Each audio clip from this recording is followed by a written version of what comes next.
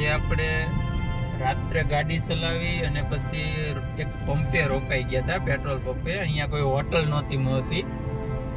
પછી આપણે ત્યાં પંપે તે બ્રશ કરીને નાઈન ફ્રેશ થઈને નીકળી ગયા છીએ રાયગઢ જવા માટે.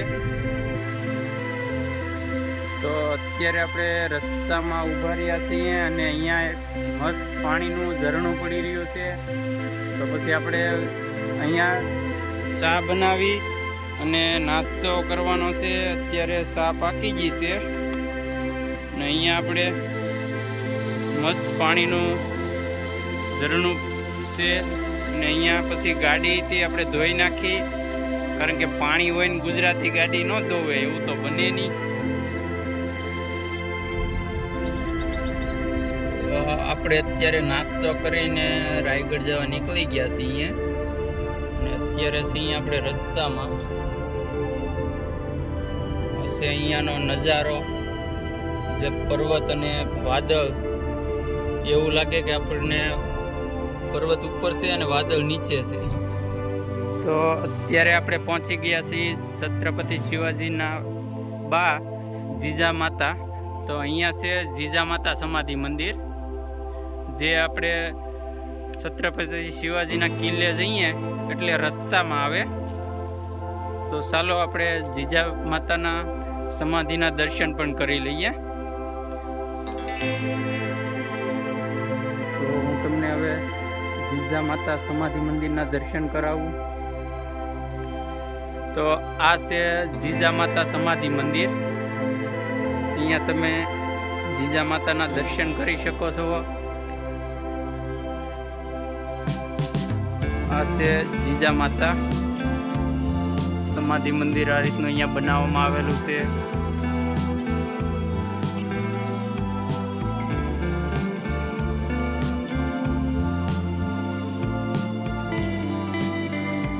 અત્યારે આપણે રાયગઢ કિલ્લો પહોંચી ગયા છીએ. આપણે ગાડી પાર્કિંગમાં મૂકી દીધી છે, જે અહીંયા રોડ ઉપર જ મૂકવી પડે છે. તો પહેલાં બધા લોકો ત્યાં ઉતરી ગયા હતા અને હું ગયો તો ગાડી પાર્કિંગ કરવા. તો હવે ગાડી પાર્કિંગ કરીને આવી ગયો છું અને અહીંયાથી હવે આપણે સીડીઓ ચડીને ઉપર જવાનું છે. તો તમે બન્યા રહેજો, તમને મજા આવશે. હું તમને બતાવું રાયગઢનો કિલ્લો.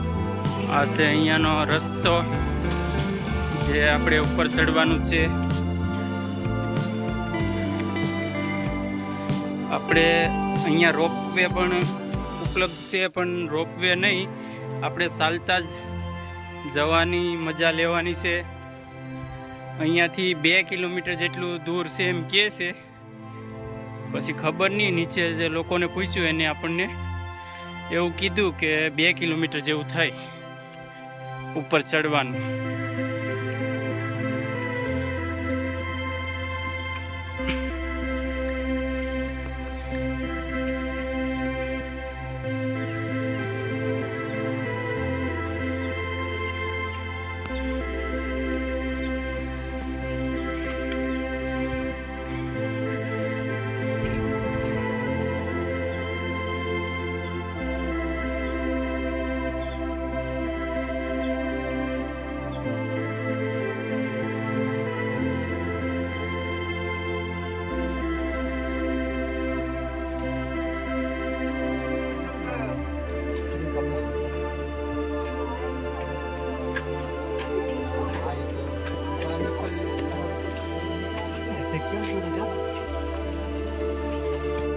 તમે જે આ જોઈ રહ્યા છો એ છત્રપતિ શિવાજીના રાયગઢ કિલ્લાની દિવાલ છે, જે ડુંગરની ફરતી આવેલી છે. આ છે રાયગઢ કિલ્લાનો દરવાજો, જે તમે દૂરથી ના દેખાય એ રીતનું બાંધકામ કરવામાં આવેલું છે.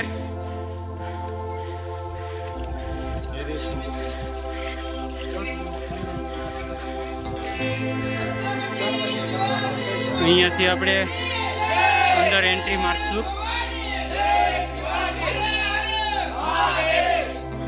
અહીંયાનો દરવાજો ઉપર મૂર્તિઓ દોરેલી છે. અને અહીંયાથી આપણે અંદર એન્ટ્રી કરી લઈએ. અહીંયા સૈનિકોને રહેવાની રૂમ બનાવેલી હોય છે બંને બાજુ. આ છે ઉપરનો નજારો. આ ગેટની અંદરથી બહારનો વ્યૂ.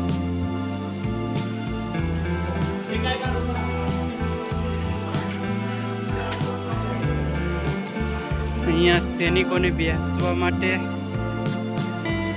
જગ્યા બનાવેલી છે.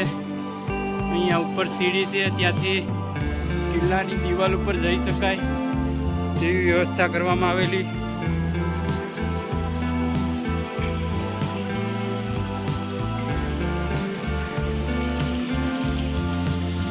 હવે અહીંયા આપણે કિલ્લાની અંદર એન્ટ્રી લઈ લીધી છે. તો અંદર ઉપરથી પાણી બગીચા ઉપર આવી રહ્યું છે.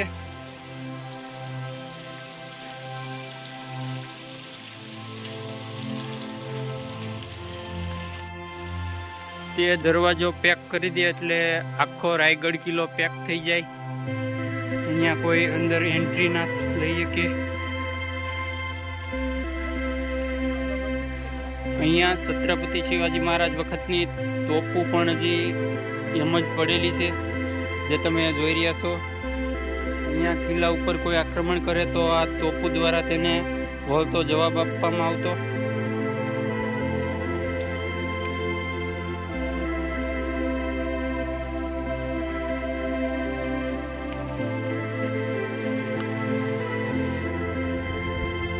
આ છે શિવાજીના સમયનો હાથીઓને બાંધવાનો કિલ્લો.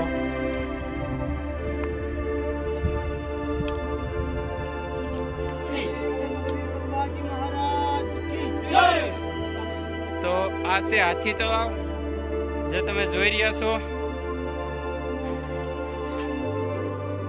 અહીંયા ઉનાળામાં પાણીની તંગી થઈ જાય, પણ આ જે તળાવ છે તે ક્યારેય ન સુકાતું અને અહીંયા પાણી સંગ્રહ થતો. જે અપૂર્ણાસનના માતા કા મંદિર અહીંયા છે આવેલું, જે તમે જોઈ શકો છો. અહીંયા રાયગઢના કિલ્લાની ઉપર આ રીતના છત્રપતિ શિવાજી મહારાજની મૂર્તિ મૂકવામાં આવેલી છે.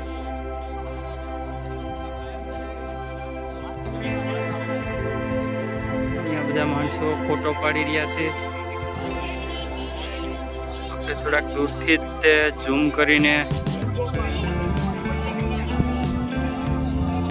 અહીંયા એક ગેટ બનેલો, જે રાજાઓને રહેવાનો મહેલ હતો છત્રપતિ મહારાજનો, તેનો મેન ગેટ છે. આ અહીંયા છત્રપતિ શિવાજી મહારાજ રહેતા અને અહીંયા તેની છત્રપતિ શિવાજી મહારાજને વિજય ધજા ફરકતી તે આ સ્તંભ આવેલો છે.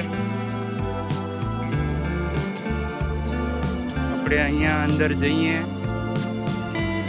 ગેટની અંદર.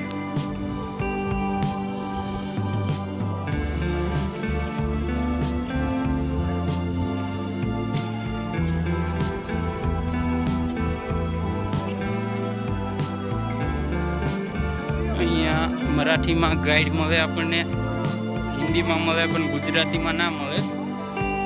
તો અહીંયા રાજા છત્રપતિ શિવાજી મહારાજની એક પ્રતિમા મૂકવામાં આવેલી છે, જે તમે જોઈ રહ્યા છો.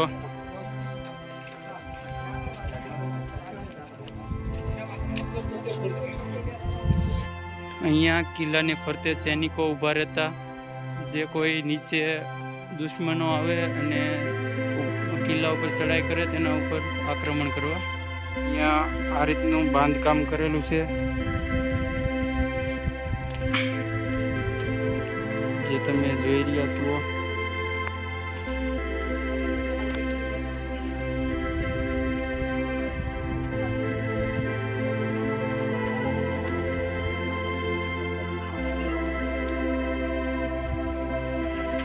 આ એક ઝુમ્મક ટાઈપનું બનાવેલું છે, જે ફરતો હવા મહેલ કહી શકીએ તો પણ ચાલે. એમાં આ રીતની ફરતી બારીઓ અને મસ્ત ઠંડો ઠંડો પવન આવે તે રીતનું બાંધકામ કરી અને ત્યારના સમયમાં બનાવવામાં આવેલું છે. આવા અહીંયા 2 બનાવેલા છે. જે એક આ રહ્યો તમે જોઈ રહ્યા છો, એમાં 2 મંજિલ છે. આમાં પણ 2 મંજિલ છે. અહીંયા આ ગુપ્ત રસ્તો છે જે તમે જોઈ રહ્યા છો. આ રસ્તો નીચે જાય છે.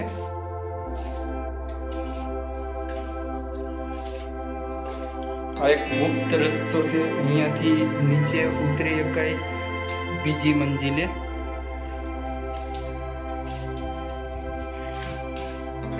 આ છે એનો નીચેનો માળ. અને અહીંયાથી આપણે બહાર નીકળી શકીએ. આપણે બહાર આવી ગયા. જે પેલો હાથી કુંડ બતાવ્યો હતો ને, તો આ ડાયરેક્ટ આપણે હાથી કુંડે આવી ગયા. અહીંયા ઘોડાઓ અને હાથીઓને રાખવા માટે અને એનો સારો ભરવા માટે આગળ ઘોડો બાંધી શકીએ અને પાછળ રૂમ સારો ભરવાનો એ રીતનું બનાવેલું છે. જે લાઈનમાં આખું બહુ મોટી જગ્યામાં છે.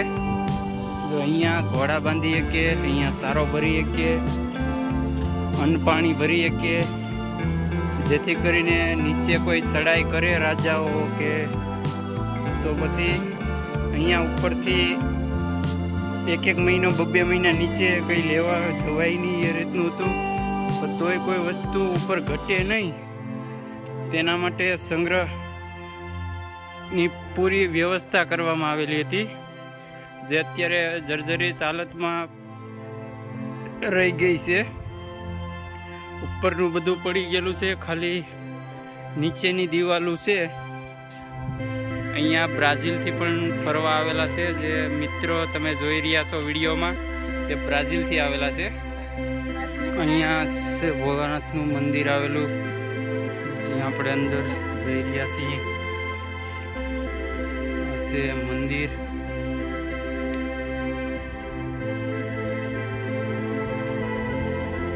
અહીંયા છે આ નંદી મહારાજ, જે અત્યારે ખંડિત હાલતમાં છે. ત્યારના સમયના બહુ ખૂબસૂરત અને સારી હાલતમાં હશે. અને અહીંયા મંદિર આવેલું. આ છે અંદર મંદિર.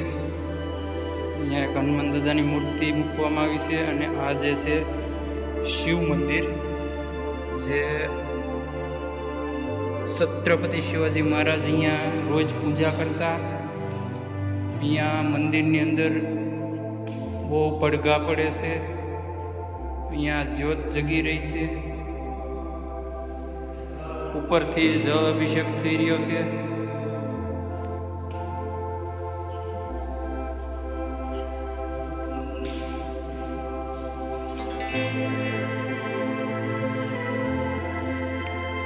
આ જગદીશ્વર મંદિર છે, જે મંદિરનું નામ છે એના પૂર્વ દરવાજો ની સામે છત્રપતિ શિવાજી મહારાજની સમાધિ છે. અહીંયા છત્રપતિ શિવાજી મહારાજને સમાધિ આપવામાં આવી હતી. આ છે છત્રપતિ શિવાજી સમાધિ મંદિર. આ ઉપરથી નીચેનો નજારો કંઈક આવો દેખાય છે.